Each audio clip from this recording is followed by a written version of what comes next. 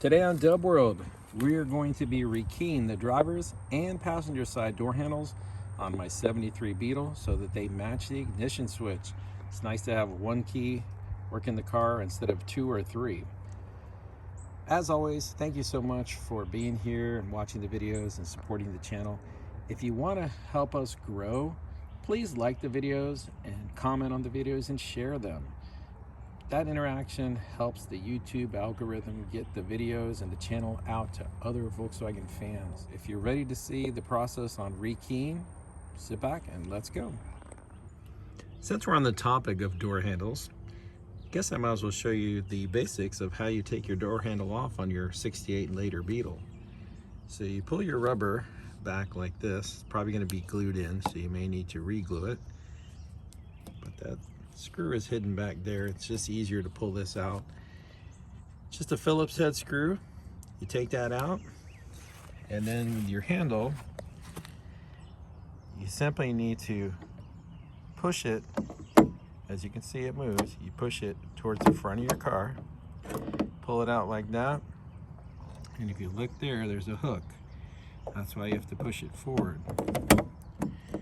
So the screw's going to have it tight against the back of the door, which is why this is locked on at the front.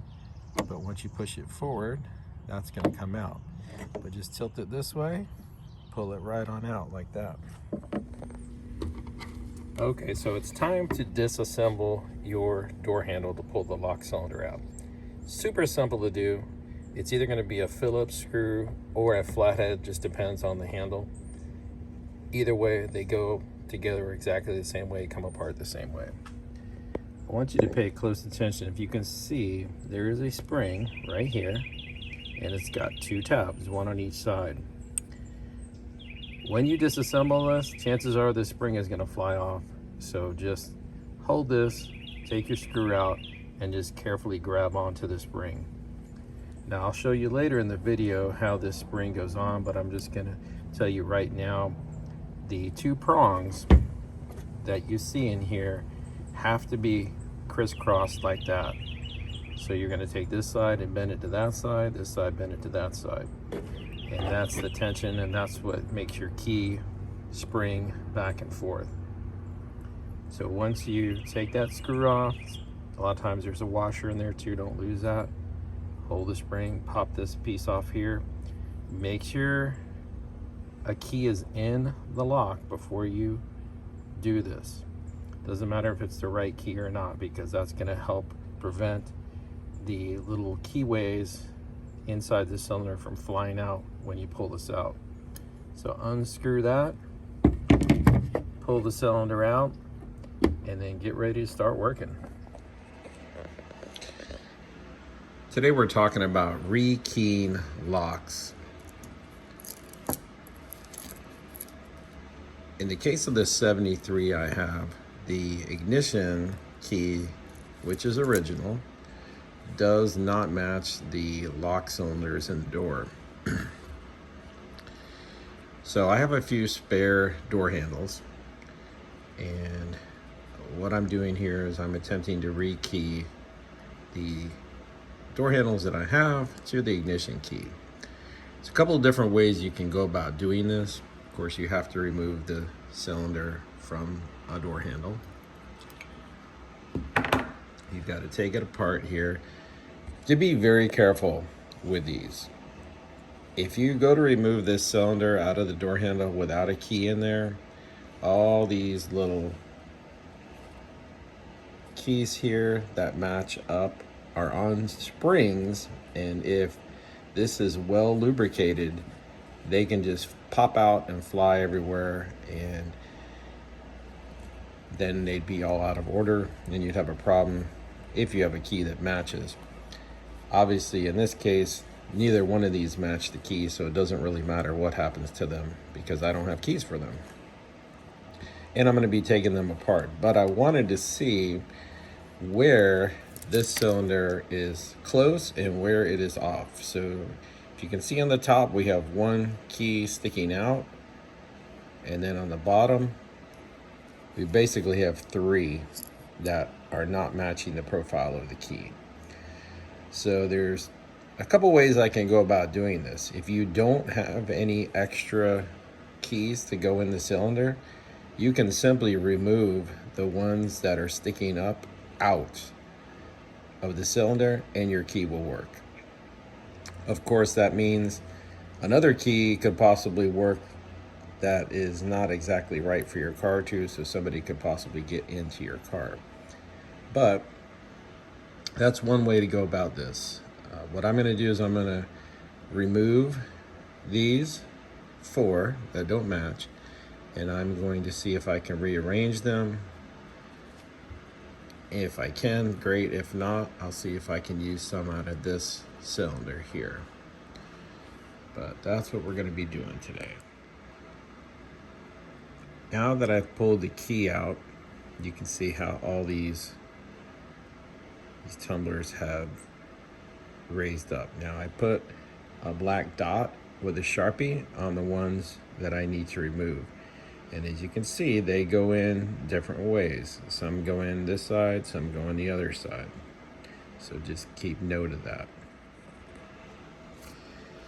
Now, in addition to trying to rekey a lock, the reason why you may want to take your door handle apart and take this cylinder apart anyways is because it may be really difficult to get your key in or open the door. And the reason why is the grease in here gets really gummed up. And some of these, when I just pulled them out of this cylinder, were out of this cylinder, were extremely hard to get out because the grease was so gummed up in here. So you can clean these, but then of course you'll have to re-grease them. You can use carburetor cleaner, brake cleaner to clean these. And that's what I would recommend doing, and then re-grease everything. So now that I've got these 4 pulled out, as you can see here, we don't have anything sticking out.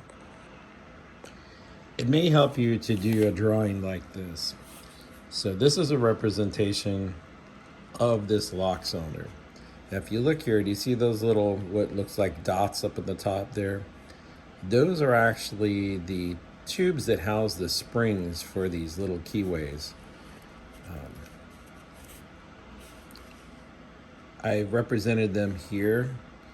There's a total of 9, and they are opposites. There's 4 on one side, and then there's 5 on the other. And I'm just going to caution you again. If this is all clean and moving freely, just by me spinning this around, these could fall out. So it's very important to be careful with this. Since I'm rekeying this right now, that's not an issue because we're just in the beginning stages. But I'm marking this chart here like this so I know the position and I know which of these little keyways is in the right position now and which ones I need to figure out. What I've done next here is I've made lines indicating where the keyways are that I've removed from the cylinder. And these are the ones I have to worry about matching up. We've got the key in the other cylinder just to see which ones work. And what I've done is I've marked with a Sharpie above the ones that actually line up with this key. So you can see we have the first one, we have the third one, we have the 5th one, all work. But then back over here, first one is fine, second needs to be replaced, and so on and so forth. So I'm going to pull the one I know that works out of here, stick it in here, and then we're going to keep moving. These little keyways here, these tumblers, I have cleaned them with carburetor cleaner. You can get them super clean and polished if you want, but you just need to get the goo off. I'm not sure if you guys can tell, but if you look at the holes that are in the middle here, that's what determines the shape of the key, how this key fits through and operates these. If you look closely, it's easier to tell on the first 2 here, but you'll see that one's a little bit bigger, the opening, than the other. This is the key to having the key fit right, is you have to have the right size keyways in here. And that's what we're doing. So we've gone ahead and we've gone from taking some of these and we've switched this here. So what I've done is I've taken out the two from this cylinder that I know are in the right position and replaced them in this cylinder. So we're just going to check the key and see how it looks. Okay, so here's the key in the cylinder, and if you look, everything looks pretty good here. Profiles are pretty good. I'm going to stick it into the door handle and see how it spins. There's something I want to point out is the key is designed to go into the lock cylinder one way. There's a long part to your key that should be facing towards the back of your car when the door handle is installed. This cylinder should go in that way, and the key only goes in one way. And you see it should spin freely if everything is right. Kind of difficult to see because of the lighting, but inside there you'll see that there is a cut groove on each side of this handle. And the reason why your key either spins or doesn't spin is because of how these lay inside there. So if these are sticking out, as in the wrong key has been inserted, you cannot turn this to unlock your door. And that's what we're doing here, is we are rekeying this so that we are able to open and close the door lock. I took two of the tumblers, the keyways, out of the other lock and put them in here, the ones that I knew fit. And I have these two dots here showing me the two that are missing still. I could go ahead and install this back in the handle just like this, and it will work just fine. If you want to be more secure, you need to see if we can find other ones that fit. Now the thing about these, like I was showing you, they're different sizes. So if I pull all of these out of here, I can go through and find ones. Hopefully there'll be ones in here that fit the profile of this key, and then we can have a completely full cylinder. So I'm going to try that and see what happens. Okay, I went ahead and pulled out all of the keyways out of here.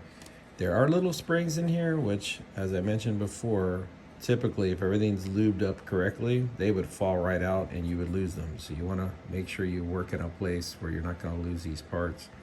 I'm going to put everything in the zippy bag. This is actually the seal that goes right here. Most of these are missing. Goes right on that end. What I've done is I pulled all these out, I cleaned them a little bit, and I've set them side by side, and I'm looking for the largest one. I knew from over here this was the largest of the first group, and it did not work in here.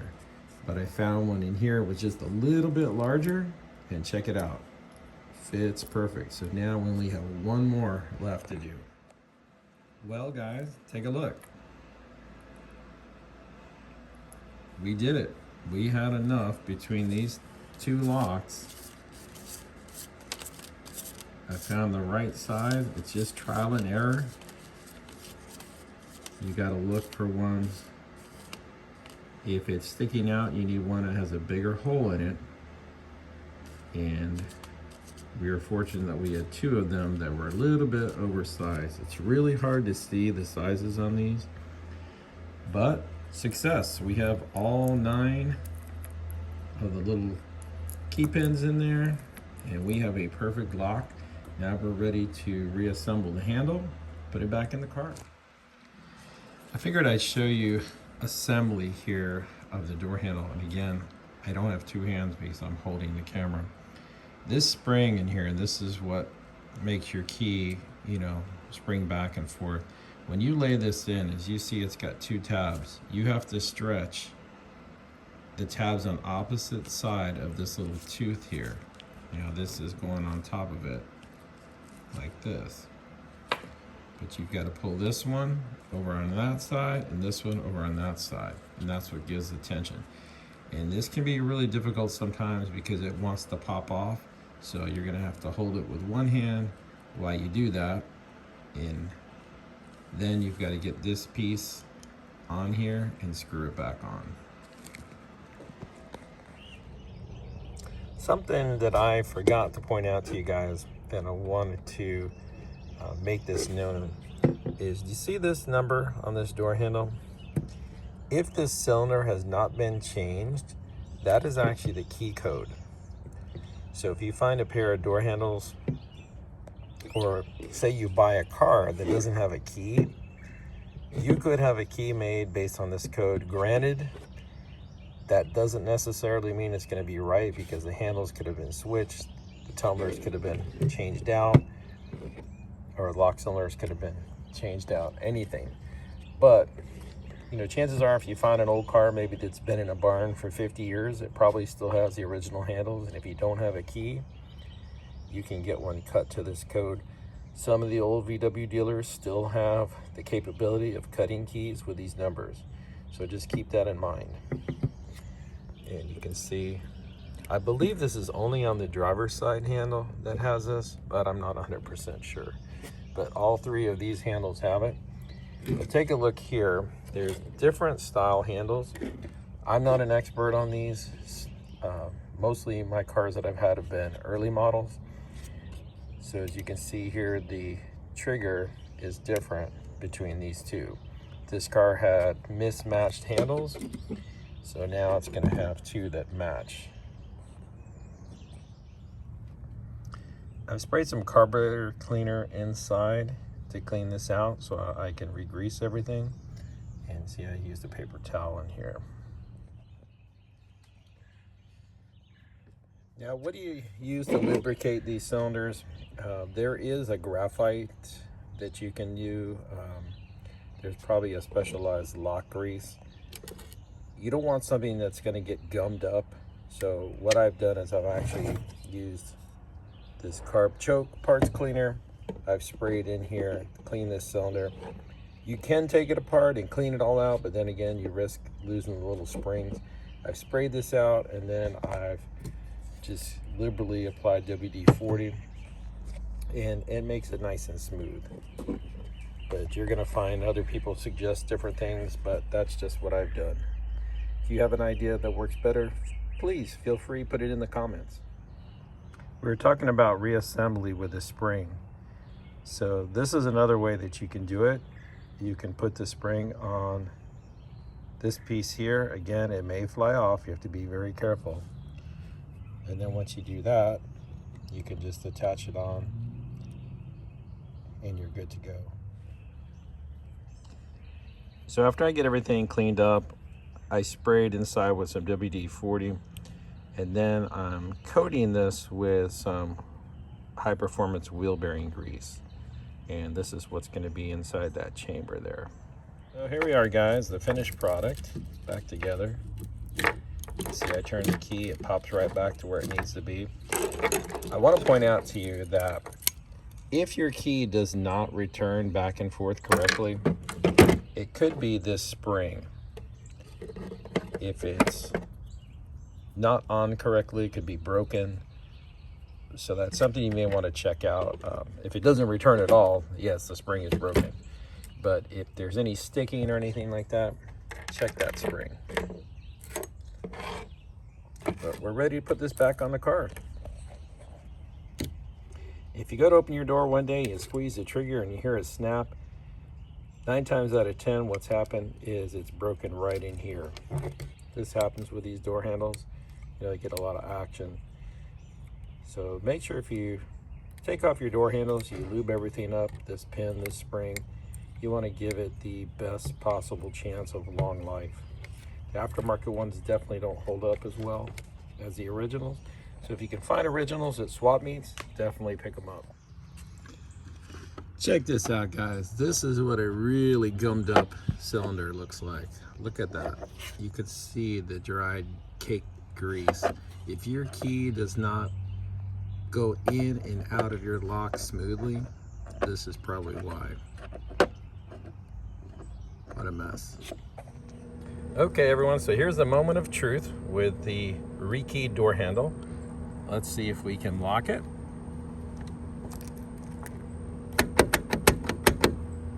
And unlock it. Look at that. Beautiful. It's a little bit time consuming, but you can do it. I also want to make sure that your key goes in and out nice. If there's any problem, may need lubrication in there.